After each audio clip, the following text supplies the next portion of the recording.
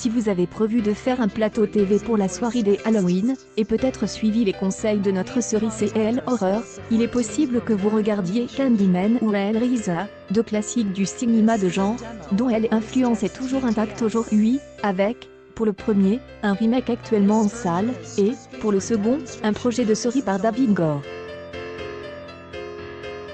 Ce que vous ignorez peut-être, c'est qu'ils viennent du même cerveau génial et un peu d'orange, l'auteur, également scénariste et réalisateur, Clive Barker. À la publication de ses nouvelles Book of Blood dans les années 1980, Stephen King qualifiait l'écrivain de futur de Horror, et preuve qu'il avait raison, une adaptation en film de Book of Blood est disponible depuis vendredi sur Disney. L'occasion de revenir sur les films moins connus mais non moins importants de l'univers de Clive Barker.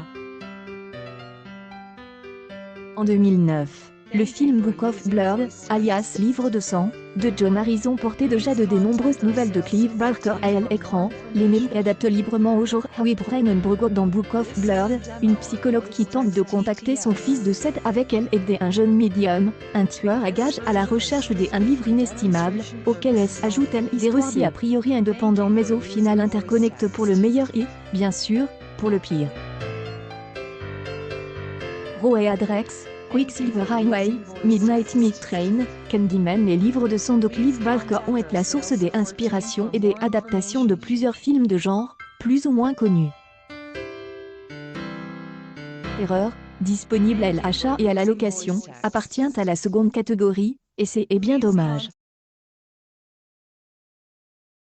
Lise par Anthony Di Blasi en 2009. Dread, en version originale, raconte comment Quaid, un étudiant en philosophie, décide avec deux camarades de réaliser un film pour prouver sa thèse sur les peurs enfouies de l'être humain. Le projet commence à réveiller ses propres traumatismes, pour ensuite lui échapper complètement.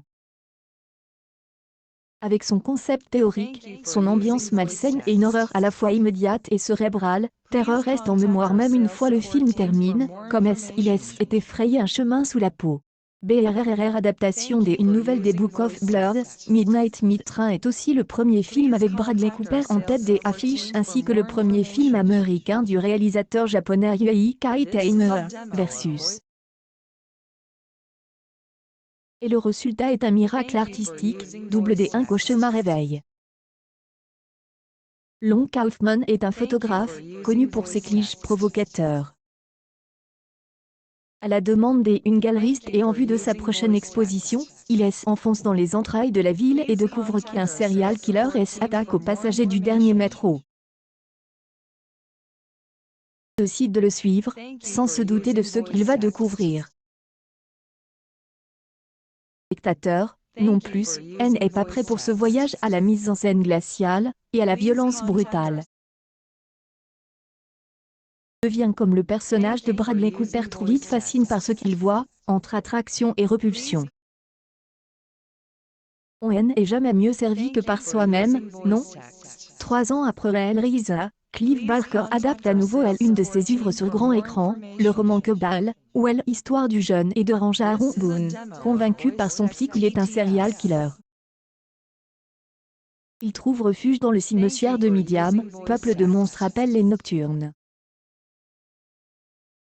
Véritable freak show, Cabal est considéré comme un échec artistique et public à sa sortie en 1990, mais deviendra au fil des années, et après une director's cut, un film culte pour tous les fans de Clive Barker et, plus globalement, de bizarrerie. Le film est disponible, dans ses deux versions cinéma et intégrale, chez Escon Distribution. Et un projet de série est en développement sur la chaîne Syfy. L'auteur-réalisateur connaît le même destin, et de convenu, avec son troisième et dernier film, Le Maître des Illusions, où le détective privé spécialiste de l'occulte Henry D. Amour enquête sur la mort accidentelle d'un illusionniste sur scène, sur fond de secte fanatique. Sous confus, c'est selon, le film lui aussi, a connu une sortie compliquée, et une version tronquée, en 1995, avant d'être réhabilité avec sa version intégrale, disponible chez le Chac.